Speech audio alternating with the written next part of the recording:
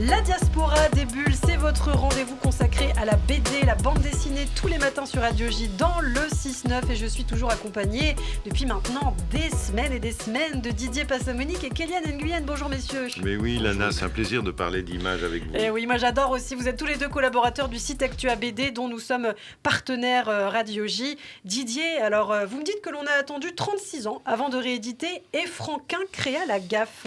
Ben oui, c'est un peu le problème. Le même problème qu'avec Gaston Lagaffe, il y a un conflit entre le créateur, ses ayants droit et les éditions Dupuis. L'édition originale avait été éditée en 1986. C'était une coédition entre le diffuseur-éditeur Distri BD, que ça n'existe plus aujourd'hui, et les éditions d'Argo. Ça avait été tiré à 10 000 exemplaires, épuisé en une semaine. Et puis, on attendait une réédition, mais ce qui n'est jamais venu. Vers 95, il s'agissait de la rééditer chez Dupuis, puis patatras, Franquin décède, et sa veuve Liliane décide de confier l'œuvre du créateur de Gaston à un autre éditeur, à Marsup Productions, qui n'a pas du tout l'intention de publier le bouquin, et donc ça reste en carafe. Et pendant ce temps-là, les années passent. Ben oui, quand la fille d'André Franquin, à la suite du décès de sa mère, eut à son tour à gérer l'héritage, le projet est à nouveau réenvisagé, mais à ses conditions, parce qu'elle voulait supprimer certains passages, ce que l'auteur Numa Sadoul refusa à un premier temps, jusqu'au moment où, dit-il, où j'ai compris qu'il fallait que le livre revive, il fallait que je mette un peu de ma vanité dans ma poche, et donc il a accepté les coupes, et c'est voilà que le livre ressort, non pas chez Dupuis, mais chez Glénat, parce que Isabelle Franquin, à cause de l'affaire Gaston, est fâchée avec Dupuis, et donc elle ne voulait plus que ce livre soit chez Dupuis. Alors, en tout cas, on peut dire que c'est un très gros ouvrage, très lourd. Ah bah oui, il pèse 2 kilos. C'est pour ça que je ne l'ai pas amené avec moi aujourd'hui, parce que je voulais préserver mon dos. C'est le livre somme sur Franquin. Donc Franquin, c'est l'auteur de Spirou, du Marsupilami, de Gaston Lagaffe. C'est un vrai génie, c'est le Paganini du dessin. C'est vraiment un vrai génie. Je sais que je parle à une grande mélomane. Sadoul a mis 10 ans à convaincre Franquin de jouer le jeu.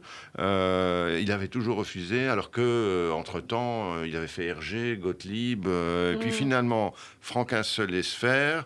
Et là, il se livre comme jamais, c'est-à-dire que vraiment, on apprend ce que c'est que la création d'une bande dessinée par le plus grand auteur de son temps. C'est magnifique. Donc à offrir pour Hanouka, par exemple. Pour Hanouka, pour Noël, pour quand vous voulez, en fait. Et Franquin créa la gaffe par Numa Sadoul aux éditions donc Glénat. Eh bien, merci beaucoup Didier. C'est votre tour à présent, Kéliane. Et ce matin, on célèbre encore un anniversaire avec vous. Vous aimez les dates clés, vous, hein? Ouais, mais j'aime bien, oui. Et puis on en a déjà fait quelques-unes, et il y en a d'autres qui arrivent. Soyez pas impatients. Mais là, on a déjà fait celui-là. C'est après le bicentenaire du déchiffrage des hiéroglyphes par Jean-François Champollion. On en a déjà parlé. Là, c'est de nouveau le centenaire de la découverte de la tombe de Toutankhamon qui est célébré en octobre. Mais c'est vrai que ça nous rappelle la précédente chronique qu'on avait fait sur Toutankhamon, justement. Ouais, et il y a de fortes chances que d'autres arrivent. Mais donc, tout l'enjeu, c'est de savoir comment il se démarque par rapport aux autres. Il faut dire que Kéliane est un égyptologue patenté, ou très tenté. Oui, c'est ça. Mais, donc pour ce 12e ouvrage sorti chez les Arènes BD, il faut savoir qu'ils ont pris l'angle de se focaliser sur la vie de Howard Carter plutôt que sur Toutankhamon en lui-même, quoi. Alors c'est une aventure comme les caches-telles de l'Égypte, en fait. Oui, bien sûr, mais l'avantage de cet ouvrage, c'est que c'est pas du sensationnel. Ils mettent ça de côté. Certes, la tombe de Toutankhamon, c'est ce que c'est quand même, et ils en parlent, mais on est loin de tout ce qui est mystère du pharaon. On se concentre vraiment sur l'histoire. Tout à fait, et surtout sur ce qui se passe après, parce que j'ai appris qu'il a fallu plus de 10 ans pour pouvoir vider la tombe et l'entièreté de la tombe. Ah ouais. En recensant tous les objets et en les étudiant. Donc il y a beaucoup de choses sur l'après-découverte et sur comment on traite, comment on gère ça médiatiquement, comment on gère ça historiquement. C'est très bien foutu. Eh bien, les mystères du pharaon ne sont pas encore complètement percés, à ce que je vois, Didier. Oui. Et comme on dit, Kéliane, jamais 203. Exactement. Toutankhamon, l'Odyssée de Howard Carter par Paul Marcel et Patrick Mallet aux éditions Les Arènes BD.